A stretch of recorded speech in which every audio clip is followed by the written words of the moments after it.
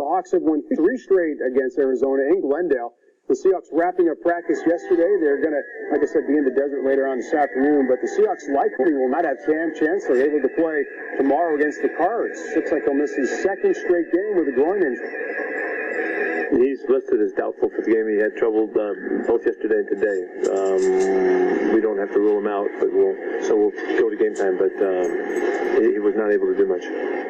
Well, not all bad news on the injury front. After dealing with a broken bone in his wrist, suffered during the opener against the Dolphins, C.J. Prosise appears ready to return to the lineup against the Cards. Just a matter of if he fits into the Seahawks personnel plans for Sunday. And after missing last week's game against the Falcons with a hamstring issue, Frank Clark is good to go this weekend. He practiced all week and will play.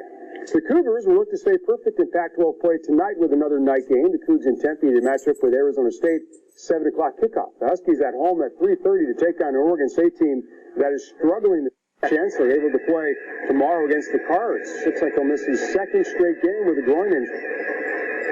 He's listed as doubtful for the game. He had trouble both yesterday and today. We don't have to rule him out, but we'll go to game time. But he was not able to do much.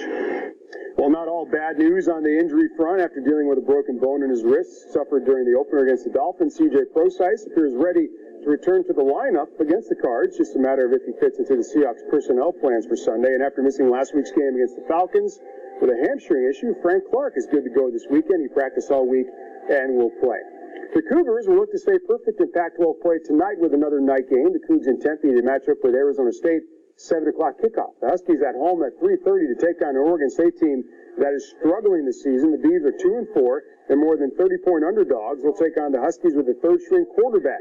Huskies coming off a bye week, and they're chomping at the bit to get back on the field and play.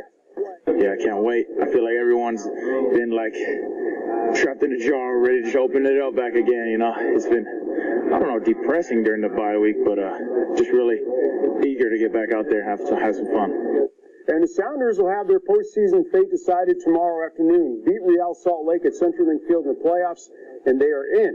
If they lose, they have to rely on the results from other matches to get in. Sounders head coach Brian Schmetzer stopped by the Komo studios yesterday. We talked about a long season coming down to this one final weekend.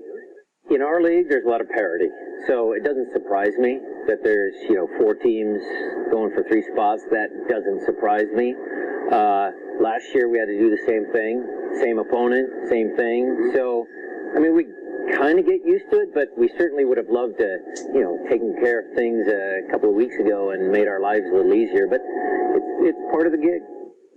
And Sunday will be the final regular season game for Sounder Zach Scott. He's been a Sounder for 15 years, going back to the USL Sounder days. Brian Schmetzer was his coach back then, and he is now. Schmetzer had his own bobblehead back in 2005. Zach has his now, 20,000. Will be handed out Sunday at CenturyLink Field. So, of course, I had to have the head sounder compare the 2 bobbles. Yeah. Coach, I have this from back when it was the USL days, 2005. This is your bobble. Yeah. Do you recognize that? Yeah, well, I got a little more hair. Yeah, it looks a little more hair there.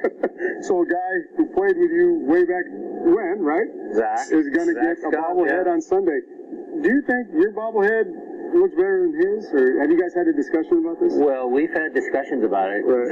Zach's bobblehead is missing his beard, his growth. Yeah. The mean, angry defender. He's missing it. He looks too nice. He looks too nice. You look nice. That's good. Well, that's good. Close.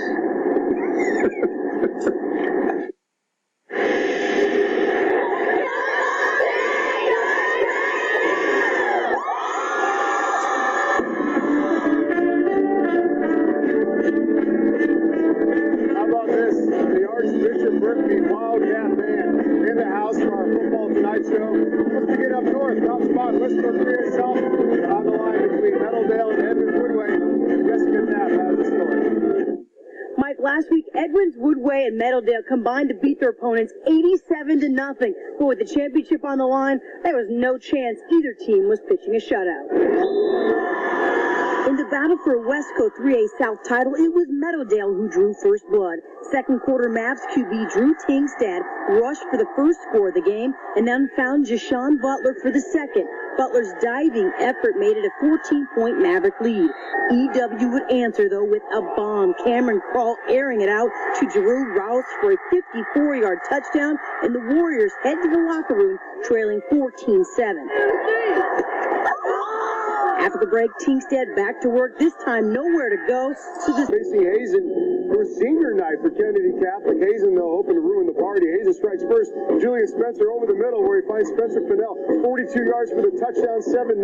Highlanders out in front. Now later in the first, Kennedy fires right back. Ben Gateau firing a pass over the middle to Trevor Hoffman. Makes a couple moves. Look at this. Gets in for 6. It's going to be all knotted up at 7. Second quarter, Lancers start pulling away. Kendall Oaks gets the carry. Bounces off a few tacklers, turns on the Jets, and 32 yards out, he scores. Kennedy out in front for good. Lancers winning 49-26. Well, battle of the Metro unbeatens last night. Garfield facing Rainier Beach at Memorial Stadium. Garfield up 15-8 in the third, and they tack on some more right here. Great effort by Treshawn Harrison. He punches it in from 15 yards out. The Bulldogs go on to win it. Well, as you can hear, rocking us through our prep edition of football tonight, the Arbishop Murphy Wildcat Band. These kids were so good. They got a football game this afternoon, finally, at 1 o'clock. One more, though, from last night. Bonnie Lake taking on Lincoln. Ferris County 3A records were identical for these guys last night at the Lincoln Bowl. Bonnie Lake looking for a big road win after a scoreless first half. Bonnie has a 3-0 lead late in the fourth quarter and driving when the game changes. Lincoln's Deshaun Sale with the pick. He's going to take it 90 yards the other way for a pick 6. Lincoln with a 7-3 after 3 quarters. Well, Bonnie Lake, 3-0, puts the ball back in Lincoln's hands. This time, Abe's quarterback, Joey Sinclair, is going to keep it, and he's going to do all the work by himself on this one. He takes it 60 yards for the score. The A's are going to win this one 14-3. Again, the Arbishop Murphy Wildcat Band. This isn't all they play. I'm a big Earth, Wind, and Fire fan. These guys know September, if I'm not mistaken, right? Let it rip. Let's hear it.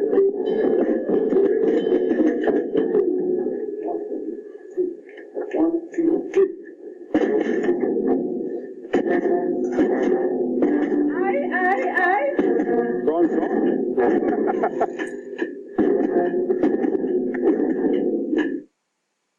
Do you like it? All right, what do you think, boys? We could do some Thai. Oh, how about sushi?